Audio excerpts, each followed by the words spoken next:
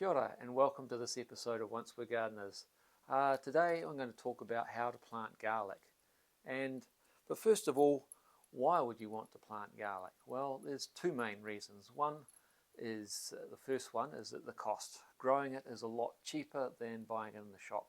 Per kilo, garlic is one of the most expensive vegetables out there. It also makes it one of the most financially profitable to grow in your own home garden as well. Reason number two is the nutritional benefits that you get from garlic. Garlic is a powerhouse of nutritional benefits for us. First and foremost, it's rich in nutrients, including manganese, vitamin C, vitamin B6, selenium, and fibre. Secondly, it contains powerful antioxidants like allicin, which can help reduce oxidative stress in the body and lower the risk of chronic diseases.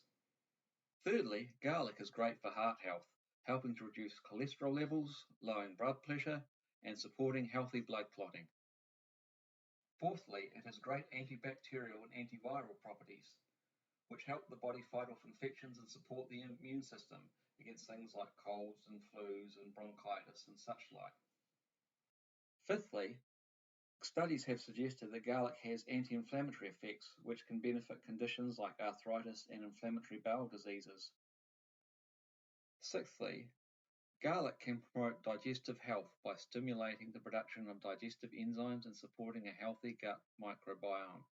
It is no wonder that my naturopath chose garlic in my herbal tonics to help support me in my recovery from my cancer diagnosis. And all of these and more are powerful reasons to plant some garlic in your Maara, your garden, for your health of you and your whānau. Now, these are some of the garlics I grew from last season. Still using them now, and we'll be using them up till summer of 24.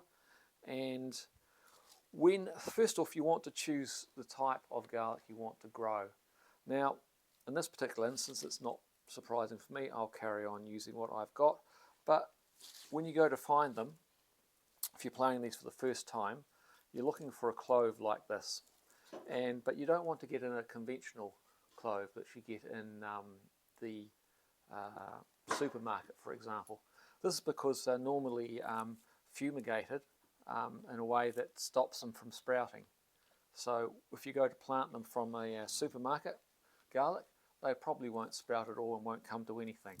And yes, very tasty, but I don't think you actually want to chew on them. No, you won't want to chew on them at all. So you want to buy them from either a garden centre that's specifically for seed purposes, or if you get to a health food shop and get certified organic ones, and they won't be fumigated with the anti-sprouting toxins at all. So yeah, that's the first choices. There's a number of varieties out there. I prefer the standard sort of varieties. Looks like garlic, tastes like garlic, so it's good enough for me. Then you got elephant garlic. You can get them much bigger cloves than this, grow them, but I find they're not as effective. They don't taste as powerful, and their nutritional properties are not as good as you would like compared to the standard garlic clove bulbs. Garlic is an unusual vegetable in that it likes to be planted in the winter season. It needs to be planted in the winter season. The reason why I'm filming this indoor today is because it's freezing out there. So it's a lot nicer for both me and Mr. PC if we are inside. So when you first of all, you want to estimate how many you want to grow. In my case, it's around 80 garlic cloves that I want to grow. So I'm not even going to look at that.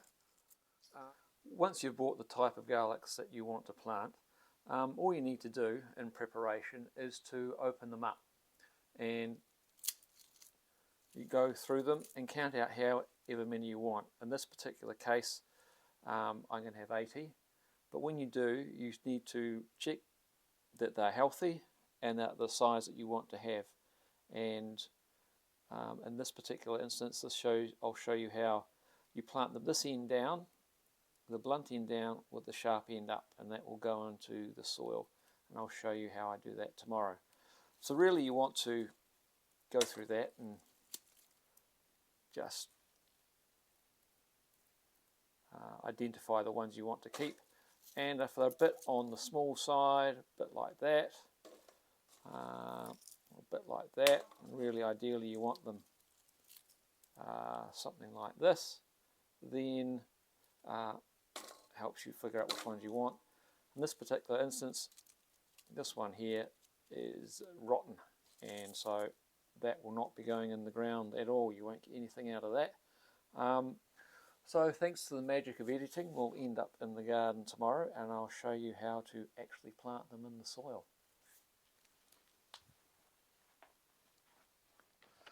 Okay, here we are the next day, and I've tidied up the old potato patch, the Maori potato patch. I got 30 kilos of different types of Maori potatoes, riwai or taiwa, and I'm just going to put some lime on the ground now before I plant the garlic, and then some compost on top of that, and then once the lime is raked in and the compost is put on top, then I'll plant the garlic. And this is dolomite lime for the extra calcium and magnesium. I didn't. One of the tricks with planting potatoes is to not put lime on them in the spring before you plant them. Otherwise, it ends up with various sorts of rashes on the skin of the potatoes. Okay, the lime is on, and now time for the compost. I've mixed in a couple of handfuls of blood and bone and seaweed pellets into this compost mix. I'll put this on and then spread it across the bed. Right, the compost has been shoveled onto the bed, and now just smooth it out, rake it in, get it ready for the planting of the garlic. Before planting the bulbs, I found that this bed can be 3 rows wide, and it because normally it's about 30 to 40 centimeters between the rows and 15 to 20 centimeters between each of the cloves, and they need to be 5 centimeters deep. They need to be planted to the depth where they are just below the surface of the soil, so when you cover them up, they'll be covered and they'll be protected from the frost, but yet they need the frost to help establish their roots and get going for the spring growth.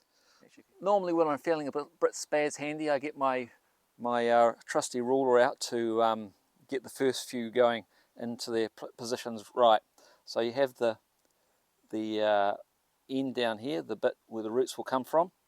You plant them there, and 15 centimeters, and that'll be about right. And then that there. So there you get there. If in doubt, always measure. Measure your rows, measure your plant spacings where you plant them, and not so much the depth of the plants, but yeah. And now I've got the general visual idea of it, I can carry on planting through the rest of the garden, or the rest of the rows here, and I will do that now. And again, the first time I ever did this and really got into gardening, I measured everything out. So if you're a first timer, it helps. Doesn't matter. In time, you'll learn to get it right, and you'll see it by eye, and it'll be fine. But yeah, you might as well get it right the first time and get a decent crop out than just chuck it in and hope for the best. So that's my advice. So here we go. So that's roughly right.